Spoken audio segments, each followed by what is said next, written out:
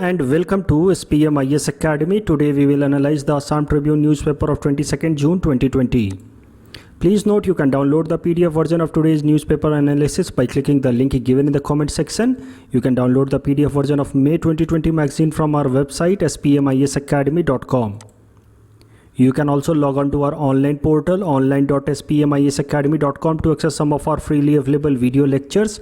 And we request you all to join our WhatsApp group through the link given in the description section for more updated study materials. This is the list of the topics that we'll cover from today's newspaper. And the first article is taken from editorial segment. It is about Foreigners Tribunal in Assam. And this topic is important from our syllabus paper 6 Assam polity point of view. सो देखो, सबसे पहले हम इस article का background समझते हैं. So this article is rooted in clause 6 of Assam accord. तो we have already discussed in detail the clause 6 of Assam accord in our newspaper analysis of 17 June. तो एक बार उसको ब्रीफली रिवाइज करते हुए हम आगे बढ़ते हैं. तो देखो, असम अकॉर्ड आप सबको पता है as a result of 6 years of protest and movement that was held in Assam from 1979 to 85 was signed. तो बहुत ही हार्ड एफर्ट के बाद, सैक्रिफाइस के बाद असम अकॉर्ड साइन हो पाया, जिसमें भारत सरकार ने प्रॉमिस की है कि जो भी इलीगल इमिग्रेंट्स हैं जो असम के अंदर रह रहे हैं उनको आइडेंटिफाई किया जाएगा और उनको असम से बाहर डिपोर्ट किया जाएगा. उसके अलावा जो दूसरा इंपॉर्टेंट प्रॉमिस किया भारत सरकार ने under Assam accord, that was under clause 6. Under clause 6 the government of India promise that it will give constitutional, legislative and administrative safeguards as may be appropriate and shall be provided to protect, preserve and promote the cultural, social, linguistic identity and heritage of Assamese people. सरल शब्दों में clause 6 के अंदर भारत सरकार ने promise किया Assamese लोगों को कि उनके कल्चर, उनके हेरिटेज, उनके लैंग्वेज को प्रोटेक्ट करने के लिए जो कुछ भी सेफगार्ड्स देने की ज़रूरत पड़ेगी, चाहे वो कॉन्स्टिट्यूशनल हो, लेजिस्लेटिव हो या एडमिनिस्ट्रेटिव हो, वो भारत सरकार प्रोवाइड कराएगी. ये प्रॉमिस किया भारत सरकार ने अंडर क्लॉज 6. लेकिन देखो, इस क्लॉज 6 को इम्प्लीमेंट करने के लिए 2 स्टेप्स का फुलफ़िल होना बहुत ज़रूरी है. पहला स्टेप कि आइडेंटिफाई किया जाए कि आखिर कौन कौन से राइट्स असमीज़ लोगों को देने की ज़रूरत है, कौन कौन से कॉन्स्टिट्यूशनल राइट्स, किस तरह के लीगल राइट्स, किस तरह के एडमिनिस्ट्रेटिव प्रोविजंस बनाए जाए ताकि असमीज़ लोगों का कल्चर, लैंग्वेज, हेरिटेज कंजर्व रहे. और इस पर्पस के लिए यूनियन होम मिनिस्ट्री ने एक कमेटी बनाई अंडर जस्टिस बिप्लब शर्मा. तो ये कमेटी का नाम ही है जस्टिस बिप्लब शर्मा कमेटी, और ये कमेटी बनाई गई बाय यूनियन होम मिनिस्ट्री इन 2019. और इस कमेटी को फिर ये काम सौंपा गया कि आप हमें आइडेंटिफाई करके बताओ कि किस किस तरह के कॉन्स्टिट्यूशनल, लीगल या एडमिनिस्ट्रेटिव सेफगार्ड्स एसएमईज लोगों को देने की ज़रूरत है ताकि उनके कल्चरल या लैंग्वेज या हेरिटेज को कंजर्व करके रखा जा सके. और इस कमेटी ने अब अपना रिपोर्ट सबमिट कर दिया है असम गवर्नमेंट को. The report was submitted in February itself this year 2020. लेकिन अभी इस रिपोर्ट पे कुछ काम नहीं किया जा सका है आगे बिकॉज ऑफ कोविड-19. जो दूसरा इंपॉर्टेंट रिक्वायरमेंट है क्लॉज 6 को इम्प्लीमेंट करने के लिए, वो ये है to identify that who are Assamese people. कौन कौन से लोग एसएमईज कहे जाने चाहिए. देखो, यहाँ तो भारत सरकार ने प्रॉमिस कर दिया कि एसएमईज लोगों के लैंग्वेज, कल्चर, हेरिटेज को हम प्रिजर्व करेंगे. लेकिन अब ये भी तो आइडेंटिफाई करना ज़रूरी है कि कौन कौन से लोग एसएमईज कहे जाएंगे. सबसे पहला क्राइटेरिया सजेस्ट किया गया कि वो लोग जो एसएमईज बोलते हैं they should be considered SMEs. लेकिन फिर इस डेफिनेशन के हिसाब से तो कई सारे ऐसे ट्राइबल्स हैं जो असम में काफ़ी पहले से रहते आ रहे हैं, they will be excluded. So this definition was then rejected. तो ये जो दूसरा स्टेप है दैट इज़ वेरी क्रूशियल. इसको रिजॉल्व करना बहुत इंपॉर्टेंट है कि who should be called Assamese people. तो अब जरा देखते हैं इम्प्लीमेंटेशन ऑफ क्लॉज 6 के लिए there is a need to identify that who are indigenous Assamese people. तभी तो आप उनके कल्चर, उनके हेरिटेज, उनके लैंग्वेज को प्रिजर्व करके रख पाएंगे. अब एक्सपर्ट्स ने फिर जैसे मैंने आपको सजेस्ट किया, जैसे मैंने आपको बताया कि सबसे पहले सजेस्ट किया गया लैंग्वेज बेसिस. फिर लैंग्वेज बेसिस को अप्रूव नहीं किया जा सका क्योंकि लैंग्वेज बेसिस के हिसाब से कई सारे ऐसे ट्राइबल्स हैं जो एक्सक्लूड हो जाएंगे. तो फिर इसके बाद एक्सपर्ट्स ने सजेस्ट किया एक्सक्लूजनरी अप्रोच. तो ये एक्सक्लूजनरी अप्रोच समझते हैं. देखो जो जो लोग भी असम के अंदर रह रहे हैं, अब उसके अंदर से लोगों को एक्सक्लूड किया जाए कि ये इंडिजिनस नहीं किए जा सकते, ये असम के बेसिक या इंडिजिनस रेजिडेंट नहीं किए जा सकते। तो rather than including, now another step, another approach has been taken to exclude कि आप एसएमईज नहीं कहे जा सकते फॉर दिस रीज़न, या आप एसएमईज नहीं कहे जा सकते फॉर दिस रीज़न। इसको और बेहतर तरीके से समझते हैं विद दिस पिक्टोरियल रिप्रेजेंटेशन। देखो ये असम स्टेट है हमारा, इसमें कई सारे लोग रह रहे हैं, अलग अलग बैकग्राउंड के लोग, अलग अलग लैंग्वेज के लोग, अलग अलग कल्चर को फॉलो करने वाले लोग सब रह रहे हैं इस स्टेट के अंदर। अब एक्सक्लूजन अप्रोच या एक्सक्लूजनरी अप्रोच का मतलब है कि उनको आइडेंटिफाई किया जाएगा जो इंडिजिनस एसएमईज नहीं कहे जा सकते, who can not claim that they are indigenously या ओरिजिनली या fundamentally SMEs.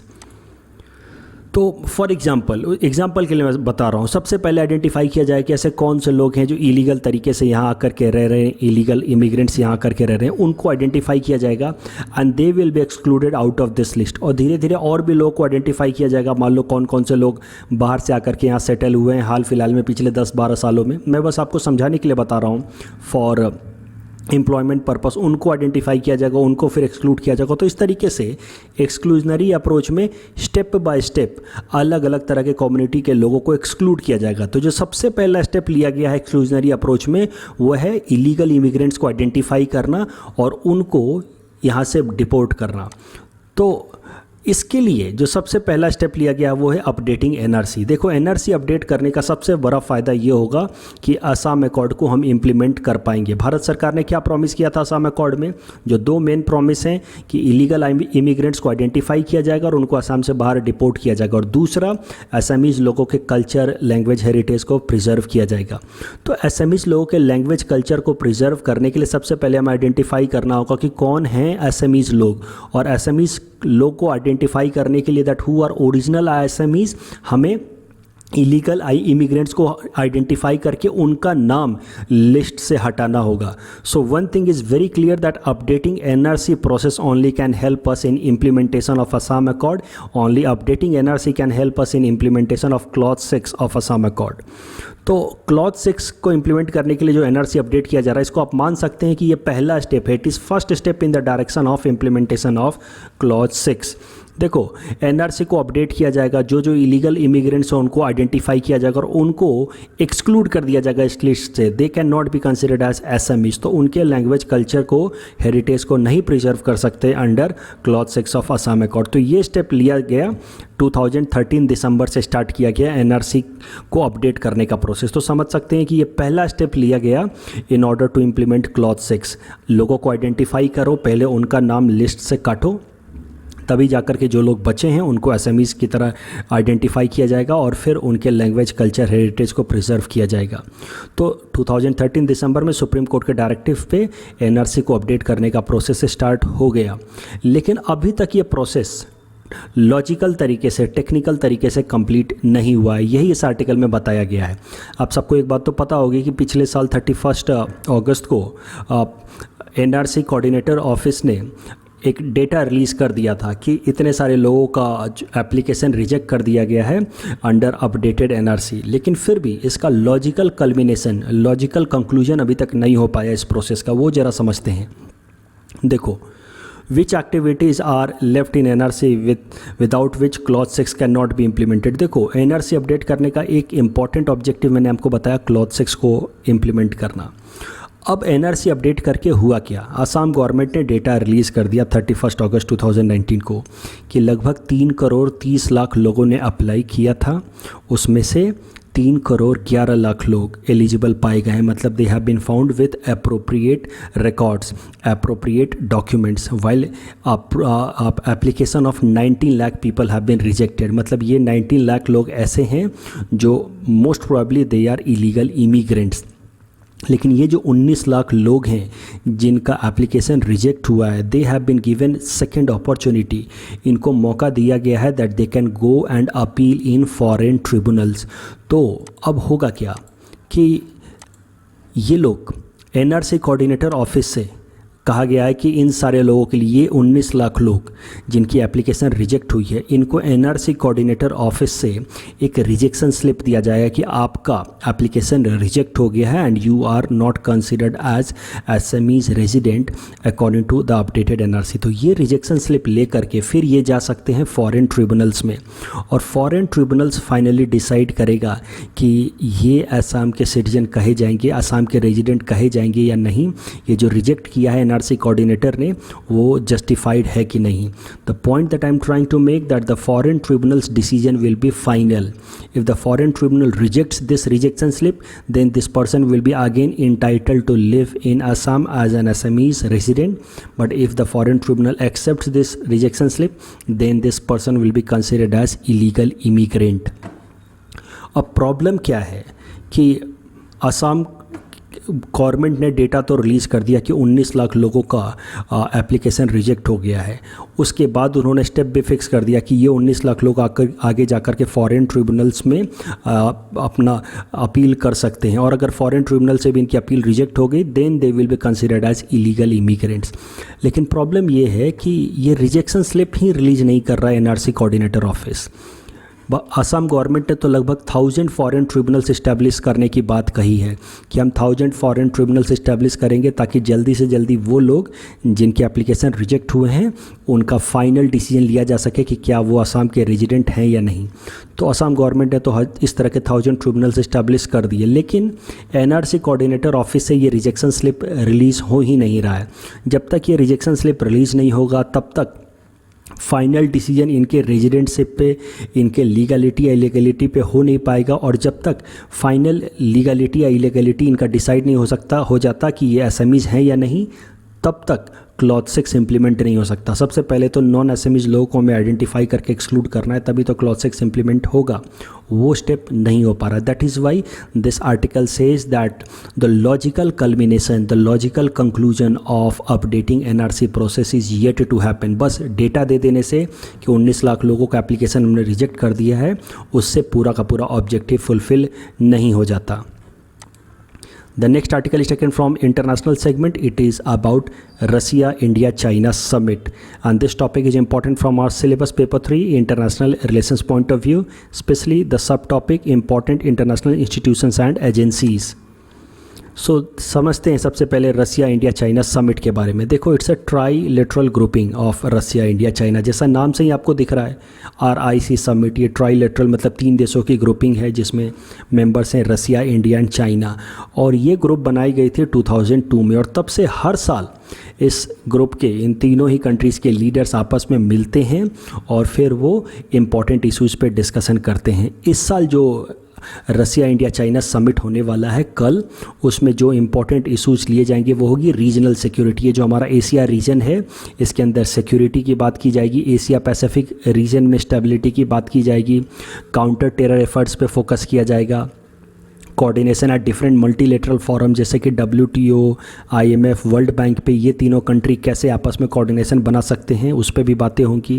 And then there will be focus on prevention of arms race in outer space. तो ये 5 मुद्दे यहाँ पे डिसाइड किए गए हैं जिन पे बातें होंगी, और इन 5 मुद्दे पे इन तीनों देशों के रसिया, इंडिया और चाइना के external affairs minister virtual meeting करेंगे वीडियो कॉन्फ्रेंसिंग के थ्रू। ये फिजिकल मीटिंग नहीं होगी इस साल बिकॉज ऑफ कोविड-19, तो कल एक वीडियो कॉन्फ्रेंसिंग के थ्रू वर्चुअल मीटिंग होगी एक्सटर्नल अफेयर्स मिनिस्टर्स की इन तीनों कंट्री की, जिसमें इन सारे मुद्दों पे बात होगी। तो अब एक बात आपको ध्यान रखना है, ऑफ कोर्स इंडिया साइड से हमारे external affairs minister mister S Jaishankar will represent India in this RIC summit. तो उसके अलावा कुछ एक और इशू है जो इंडिया लेकर के जाएगा। India has decided that India will talk about political stability in Afghanistan. Afghanistan के अंदर काफ़ी ज़्यादा टर्बुलेंस मचा हुआ है, उसके पॉलिटिकल सिस्टम में आप सबको पता है, कई सारे आर्टिकल्स में डिस्कस कर चुका हूँ। यहाँ पे कुछ दिनों पहले आपने देखा कि वहाँ पे 2 प्रेसिडेंटशिप के लिए क्लेम कर रहे थे, अब्दुल्ला और अशरफ घानी। उसके अलावा तालिबान और US के बीच में एक कोऑर्डिनेशन या पीस डील साइन हुआ है, उसके बाद भी लगातार टेररिस्ट अटैक्स होते जा रहे हैं अफगानिस्तान के अंदर। That is why India has decided to raise the issue of instability in Afghanistan also in this RIC summit. उसके अलावा India will also talk about progress on international north south transport corridor. कि आप सबको पता है कि international north south transport corridor में already आपको पढ़ा भी चुका हूँ। It's a multi modal transport corridor that will connect India's Mumbai port with Russian city of Moscow. तो इसके साथ इस ट्रांसपोर्ट कॉरिडोर की मदद से इंडिया और रशिया के बीच में जो ट्रांजिशन टाइम है उसको काफ़ी हद तक कम किया जा सकता है। It will be reduce to 14 to 15 days. जो अभी इंडिया से रशिया ट्रांसपोर्ट में हमें 40 दिन लगते हैं उसको घटा करके 14 डेज तक किया जा सकता है। लेकिन उसमें अभी प्रोग्रेस इस प्रोजेक्ट में काफ़ी डिलेड है, तो इस इशू को भी इंडिया रेज करेगा ऑन दिस समिट।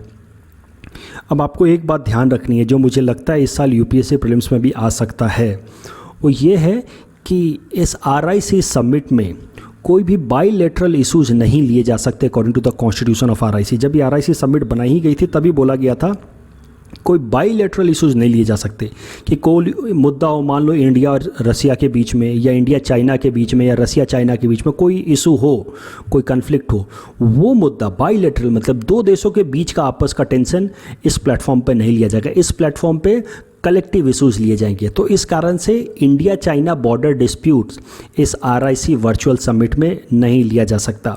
अब आने वाले यूपीएससी प्रीलिम्स में सीधा सीधा सवाल इस तरह का स्टेटमेंट बेस्ड क्वेश्चन वो दे देगा कि RIC summit is a trilateral summit of 3 countries Russia India China. ये स्टेटमेंट तो बिल्कुल सही है। दूसरा स्टेटमेंट वो लिख के दे देंगे कि in this summit this year India raised issue of India China border dispute because of conflict at LAC। अब ये स्टेटमेंट गलत हो जाएगा, लेकिन आपको इंट्यूटिवली लगेगा, अगर आप ये बात नहीं जानते हैं कि यहाँ पे बाईलेटरल इश्यूज नहीं लिए जा सकते, तो आपको इंट्यूटिवली लगेगा कि हाँ बिल्कुल इंडिया ने ये मुद्दा ज़रूर उठाया होगा क्योंकि इंडिया चाइना बॉर्डर डिस्प्यूट इतना ज़्यादा बढ़ा हुआ था उस टाइम में। But India will not raise this issue because bilateral issues can not be taken up on RIC platform. इस बात का ध्यान रखेंगे। The next article is taken from national segment. It is about right to secret ballot. This topic is important from our syllabus paper 3 polity point of view, especially the subtopic salient features of representation of people's act. अब ये topic as it is आपके syllabus में दे रखा है और इसी topic से related ये आर्टिकल है। That is why this article is very important from our exam point of view. सबसे पहले देखो बैकग्राउंड समझते हैं। So 2018 में उत्तर प्रदेश के अंदर पंचायत अध्यक्ष पोस्ट के लिए जब वोटिंग हो रही थी रिगार्डिंग नो कॉन्फिडेंस मोशन, देखो पंचायत अध्यक्ष के अगेंस्ट नो कॉन्फिडेंस मोशन लाया गया और नो कॉन्फिडेंस मोशन में आपको पता है फिर वोटिंग होती है जिसमें जो लोग भी पावर में है, जो लोग भी गवर्नमेंट में है, उनको प्रूव करना होता है that they are enjoying the majority. तो ये नो कॉन्फिडेंस मोशन के अगेंस्ट जब वोटिंग हो रही थी उस वोटिंग के अंदर एक कंडीशन डाला गया था कि this voting will be recorded on CCTV camera, ताकि कोई भी बिक ना जाए, कोई भी पैसे लेकर के अपोजिशन के फेवर में वोट ना कर दे। तो इस कारण से एक कंडीशन लगाई गई कि जो भी कैंडिडेट वोट करेगा, जो भी वोटर वोट करेगा, उसका वोटिंग बैलेट रिकॉर्ड किया जाएगा कि वो किसको वोट दे रहा है। सो इस तरीके से पता चल जाएगा कि जो भी वोटर्स हैं उन्होंने किसको किसको वोट दिया है।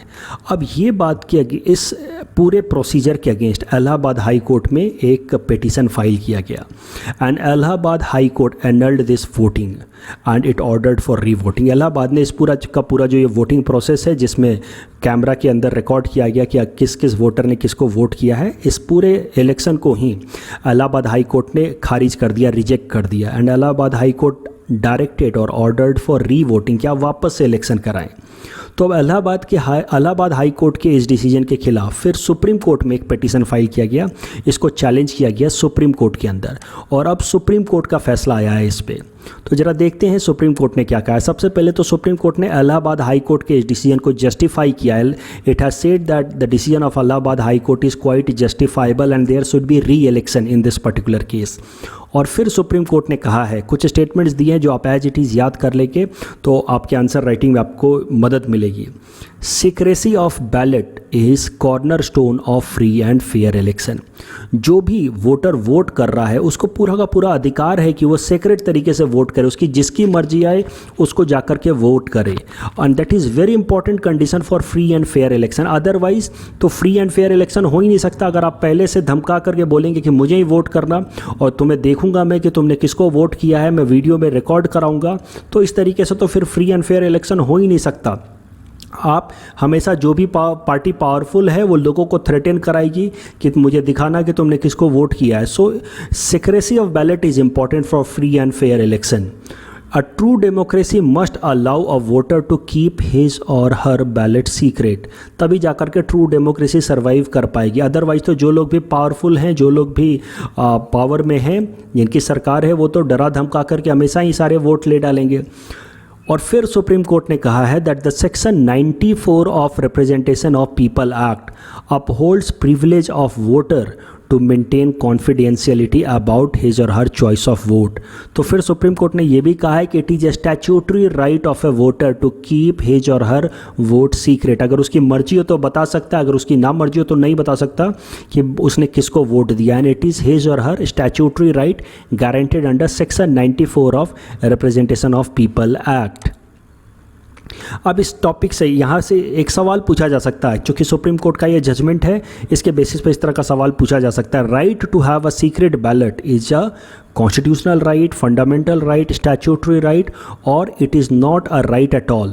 The correct option will be it is a statutory right because it is guaranteed under a law, statute, Representation of People Act, and that too section 94 of Representation of People Act. अब representation of people act 1951 को जरा सा briefly revise कर लेते हैं. वैसे तो मैं आपको ऑलरेडी ये डिटेल में करा चुका हूँ इन माई न्यूज़पेपर एनालिसिस ऑफ 15 फरवरी, तो उसको जाकर के आप देख सकते हैं since it is directly part of your syllabus. But एक बार ब्रीफली रिवाइज कर लेते हैं. देखो, रिप्रेजेंटेशन ऑफ पीपल एक्ट 1951 को समझने के लिए first of all we need to understand part 15 of the constitution. और जिन लोगों ने भी बेसिक पॉलिटी पढ़ रखी होगी, आप सबको पता होगा that part 15 of the constitution deals with elections. Article 324 to 329, that is part 15 of the constitution deals with election. Election के हर तरह के प्रोसीजर, पार्लियामेंट्री इलेक्शन से लेकर के प्रेसिडेंट के इलेक्शन से लेकर के स्टेट लेजिस्लेचर्स तक का इलेक्शन, यहाँ पे लोकल बॉडीज़ का इलेक्शन इसके अंदर कवर्ड नहीं होता है. So part 15 of the constitution deals with entire procedure of election in India for parliament and state legislature. क्या क्या प्रोसीजर होगा वो सब कुछ part 15 of the Indian constitution में मेंशन. उसके अलावा कैंडिडेट्स के क्या क्वालिफिकेशन होंगे, क्या डिसक्वालिफिकेशन होंगे, वो सब कुछ पार्ट 15 में मेंशन है. उसके अलावा पार्ट 15 में ये भी कहा गया है कि अगर फर्दर कोई चेंज लाना है इलेक्शन के प्रोसीजर में तो वो पार्लियामेंट ला सकती है according to a law made by parliament.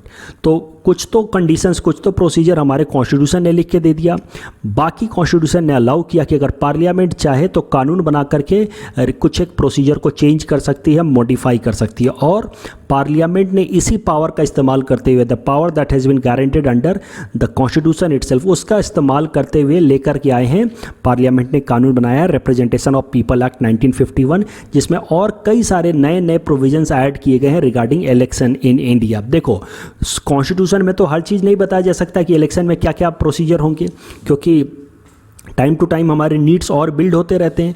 तो इसके लिए फिर भारत सरकार पार्लियामेंट लेकर के आई रिप्रेजेंटेशन ऑफ पीपल एक्ट 1951, और इसके सेक्शन 94 में लिखा है कि जो भी इंडिविजुअल्स हैं, जो भी वोटर्स हैं, उनका पूरा पूरा अधिकार है कि वो अपने बैलेट का सेक्रेसी मेंटेन रख सके. मतलब उनकी इच्छा हो तो वो बताएं, या फिर ना इच्छा हो तो ना बताएं कि उन्होंने किसको वोट किया है. The next article is taken from Assam segment. It is about Pollution Control Board of Assam. This topic is important from our syllabus paper 3, polity, that is statutory body point of view. देखो, सबसे पहले background समझते हैं इस article का. तो एक बात तो आप सबको पता है कि भगचन ऑयल फील्ड में जो उसका वेल नंबर 5 था, वहाँ पे एक एक्सप्लोजन हुआ था ऑन 27 में. And after that explosion there has been spewing और release of natural gas continuously. पिछले लगभग एक महीने से लगातार वहाँ से नेचुरल गैस रिलीज़ हो रहा है, स्प्यू हो रहा है एटमॉस्फेयर के अंदर. और 9 जून को जाकर के इस ऑयल वेल में जहाँ पे एक्सप्लोजन हुआ था वहाँ पे आग भी लग गई थी. There was a massive fire shot also that led to death of 2 fire fighters of oil India limited. ये तो आर्टिकल हम ऑलरेडी कवर कर चुके हैं. अब नया डेवलपमेंट देखते हैं. तो देखो, अब pollution control board of Assam ने ऑर्डर दिया है ऑयल इंडिया लिमिटेड को कि जो भी उनके ऑयल एंड गैस वेल्स हैं भगजन एरिया में, उन सबको वो शट डाउन कर दें, एक बार के लिए बंद कर दें.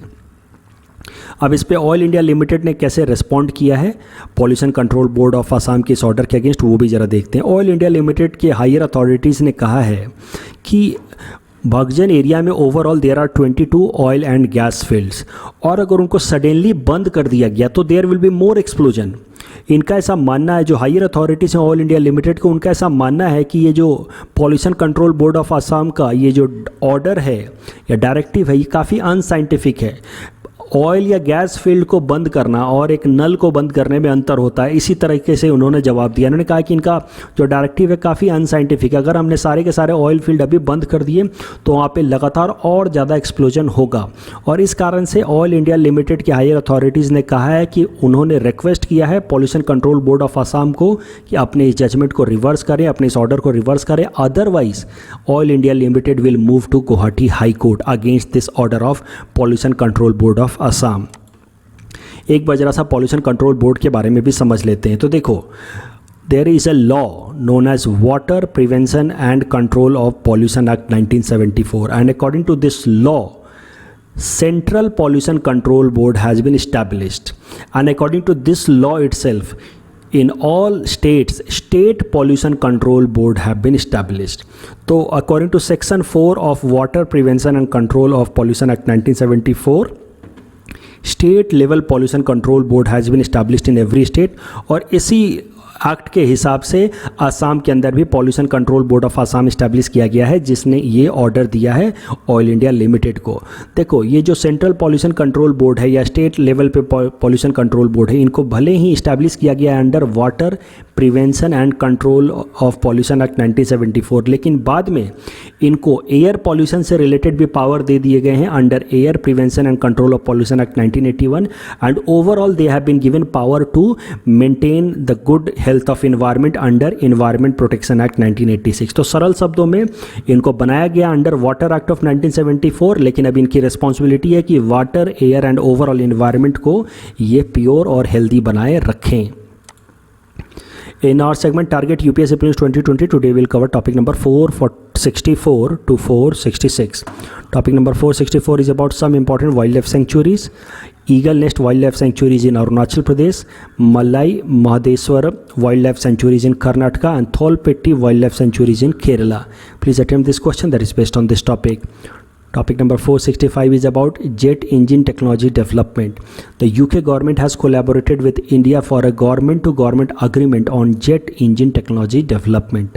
Please attempt this question that is based on this topic. Topic number 466 is about CHAIM computer. A CHAIM computer is actually a chemical computer. It is an unconventional computer based on a semi-solid chemical soup where data are represented by varying concentration of the chemicals. The computations are performed by naturally occurring chemical reactions. Please attempt this question that is based on this topic. This is the answer of question number 461 to 463 that we had given in yesterday's newspaper analysis.